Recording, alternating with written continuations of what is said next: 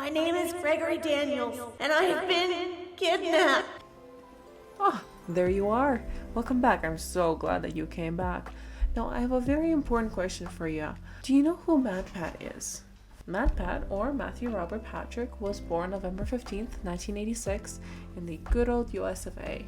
Him and his wife, Steph, together created a series of channels commonly and widely known as the theory channels. They cover food theory, game theory, film theory, and style theory, as well as having a gaming channel where they go live and play games. They've changed many young lives, including mine, who's been watching them for the last 10 years, and I was very confidently known as the weird kid who knew every part of the FNAF lore. MatPat was like a cheat sheet of sorts. Whether you took a theory on yourself or you just watched to find out the story and see the puzzles and how they were solved, though at least you always had an answer even if you were not able to get one. Now, that answer could change over the span of 10 years and 70 videos just on one topic. However, at the end of the day, there was always an answer.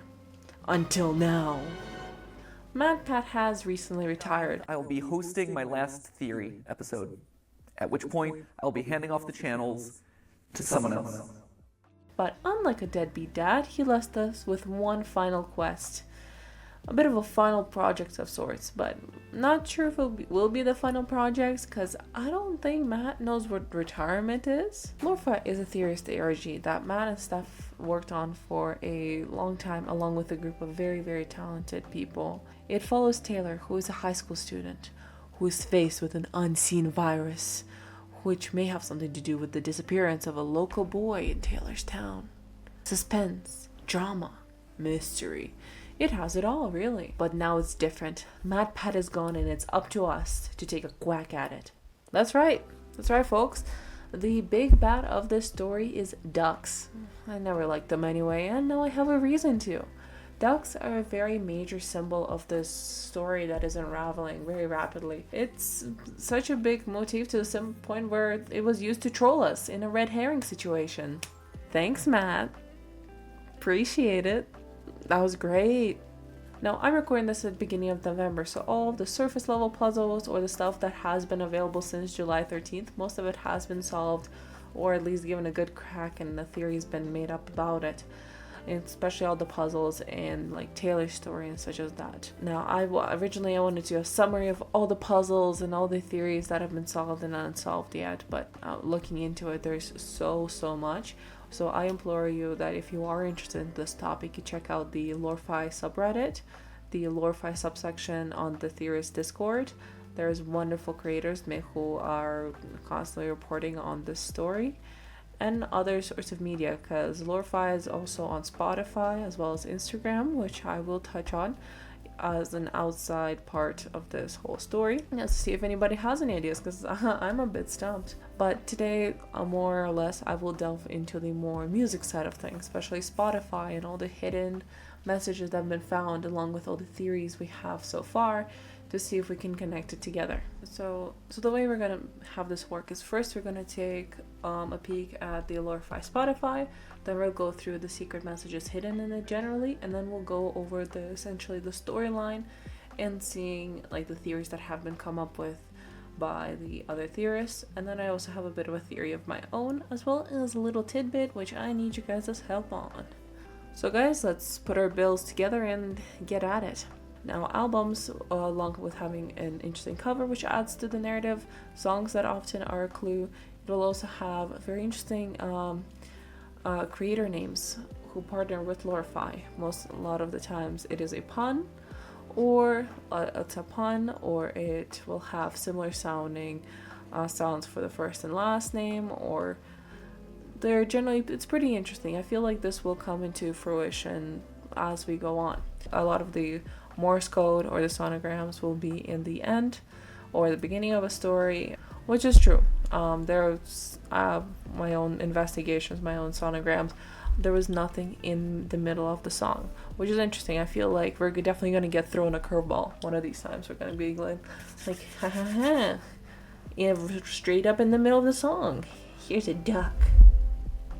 So the way this is going to progress is I found a thread on Reddit. So I found a thread on Reddit by the Assistant Sharp 3872, on the LoreFi subreddit, which kind of encapsulates all of the secret codes that's been found so far in the songs, because oftentimes as soon as a new song released, everybody goes in, immediately looks into it, and Assistant Sharp was able to just compile it all through the beginning, all the way through Split Screens, the last release. Now, I'll read this from the top, just so you guys have the same information I do. This is the last full recap for a while. This is going to be a list of found ciphers, codes, and story-relevant clues that revolve around the released music. For future reference, typically ciphers and clues will be at the beginning or the end of the song. Recently, we've had them in the title as well. Obviously, this could change at any point, but it's good to know. And that is fair during my time of looking into the songs, doing my own sonograms. There has rarely been anything in the middle of the song. So at the end of the song, to note, there's a Morse code, which translates to tag your it, which is a reference to the board in Taylor's room, which has tag your it written out in Morse code instead of sound, with the song to note written underneath it, essentially as a bit of a hint, like this is what it was about, this is what it is referring to. Now, whether this is related to the hackers or the stalkers that are after Taylor, whether Taylor is playing with them, does she also have a role in the story? At the end of the song, which and as I mentioned earlier, the song Fatal Exception does have a spectrogram of a duck at the end of it, but only the extended version.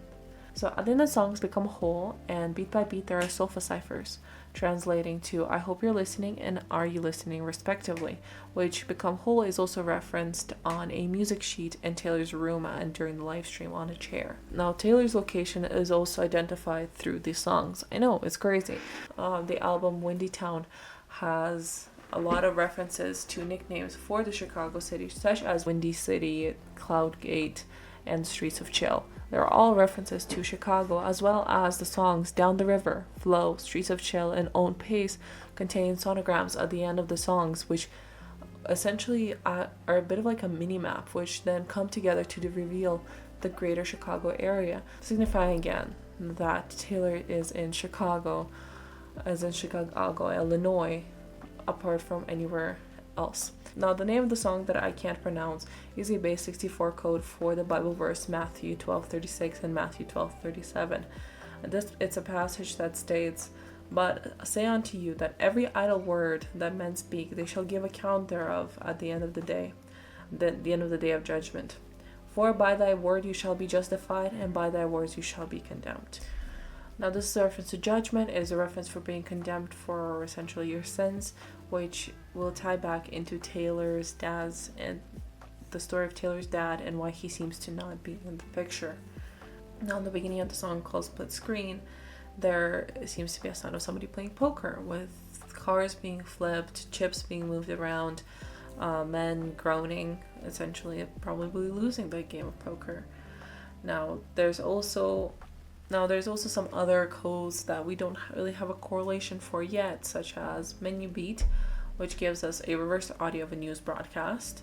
The song 2351, which is actually Gregory Daniels' address, which is a character we get into, who is the kidnapped young boy, because he says in the video of Taylor's story of, "I live at 2351 Lake Drive, and I have been kidnapped." Now, strolling down Lake is also a possible reference to this, having the address be Lake Drive. Beginning of Headphones On gives us a very quiet, audible audio before the song. It's essentially a mumbling and a sigh, almost as if you're listening in onto somebody. Essentially, when somebody puts on their headphones and you kind of hear as if like actions such as that, it's quite unnerving, honestly. Beginning of Roast into Dreams gives us a reversed audio soundtrack. It's pretty similar to the previous Headphones On, but once again, we don't have much information on it. It's just unnerving. It's as if we're listening in onto somebody's life. So now we get into the story of Taylor, the story that started on July 13th, 2024. Now, it did start beforehand with teasers coming out in other theory videos, such as the duck interrupting the Minecraft theory video and saying that, "Oh, you broke through my defenses." Hasn't happened to me before, but it did officially start on July 13th, 2024. And that's when we met Taylor. Now, Taylor is a young, presumably high school girl who lives in Chicago, Illinois. She enjoys sports, she enjoys drawing, she loves music, and more than anything else, she absolutely adores the band Remnant, to the point where she went to see them twice, on July 13th and June 22nd. But her favorite pastime seems to be to just sit in her room and enjoy a little bit of music. Nothing wrong with that. I'm a big fan of that myself. Now, we know that the story takes place in the early 2000s, and not because MatPat told us, but because the computer she uses is one of those older iMacs, which still functions, which definitely tells you it's not today. But also a lot of the media and the songs and the books she has were released in either the 1990s or the early 2000s, such as The Order of the Phoenix, which is a book that was released in 2003. Now, in her trash can, we do see a newspaper excerpt saying a local boy has gone missing. It's in the trash. Maybe she just didn't want to see the news anymore, or she just didn't really care. It was a kid of sorts. But we do know that they are connected. Moving on to Gregory. Gregory is a young 12-year-old boy with full name being Gregory Daniels, who does live at 3251 Spring Lake Drive, and he has been kidnapped.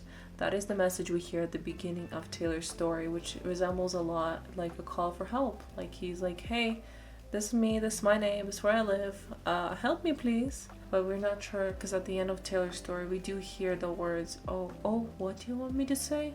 Okay, I'll do it. Which does sound like Gregory was being ordered to do some things or say some things by his alleged kidnappers. Now, we can assume Gregory is being held for at least some sort of ransom by the directions given at the end of the Taylor story 1-hour video. Now, this isn't just me trying to create a narrative, but the reason why I believe that this is the way it is because Taylor has a lot of get well soon and well wishes on her wall.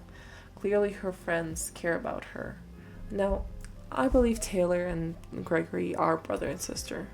I believe they were extremely close, and I believe that their father, when he kept losing everything, and he just would play one more game and he'll win it all back. But he kept losing, and the money he owed kept piling up and up and up. And that's when he got the fatal message: get us the money or we'll take something you love. And so they took his son, Gregory. They kidnapped him from 3251 Spring Lake Drive, leaving only behind a few messages that we get to hear in the beginning of Taylor's story and at the end of Taylor's story, and a call for help. In ignorance is bliss. And Taylor is distraught by this. Taylor just lost her brother. Now, Taylor isn't only trying to escape reality. She is afraid of what's out there. She has pictures drawn. One of a very scary dark figure coming through the door, and another of her window with her little sun and moon with the words, "Don't look out there." Don't look for what? Is it don't look for something in there, or just don't show your face to the window? It may be because Taylor was there when her brother got taken. Something or someone looked through that window. And so she's afraid she may be next. And so she has these as a reminder that don't look. And now those are beside her father's face. Scribbled out face with a skull on it. Because it's all his fault that this happened. It's his fault Gregory's no longer here. It's his fault the figure came through the door and took him. But at one point she decides she needs to go back. She needs to try and have a normal life. She's not going to be able to help her brother from inside of her room after all, if she can do anything at all. She goes back to school. She sits down and during break, she sits down, just enjoys a little bit of music through the halls. It's been a long day, it's the first day back. And then as she sits down, just gets into the zone, that's when the duck rears its ugly head in. And it plays with her. It plays Gregory's message. Gregory's in trouble. He needs help and she can't do anything about it, and the duck knows that. Or the hackers and the stalkers know that. And they play this message of needing help, leaving Taylor helpless, really. Taylor's now struck with the grief yet again, knowing that her brother needs help. And that's where the video cuts, and that's where we don't have any more stories. Now, I don't just say this just because I wanted to tell you a funny story. I have evidence that supports it. Obviously, this story is me trying to pull it together into something coherent, and this may change as we get more information, but I think that's a solid narrative we got going on. That her father gambled away too much and had to get his son taken away from him. But I believe that is generally the story, that Taylor's dad has addiction problems and that they went too far, and now he has paid the ultimate price for it. And all his actions and his sins are to be judged. And he lost everything. He lost his son, and by extent he lost his daughter, and he lost his wife. Now obviously the story may change, but let me run you through the evidence we have. We have the two stickies on the wall that give us the clues of don't look and a big scary figure. Now this may turn, the story very well may turn paranormal. We have nothing besides computer viruses and that kidnapping, that there's anything crazy going on, something out of this world. Most of these situations happen with humans, and no, it's not supernatural. The other thing we have is Taylor's reaction to the voice message in Ignorance is Bliss. Now, I don't know if this was her first day back, but we do know she has been away a long time because of all the messages and the well wishes on her wall. And her friends probably don't want to remind her of the scary reality.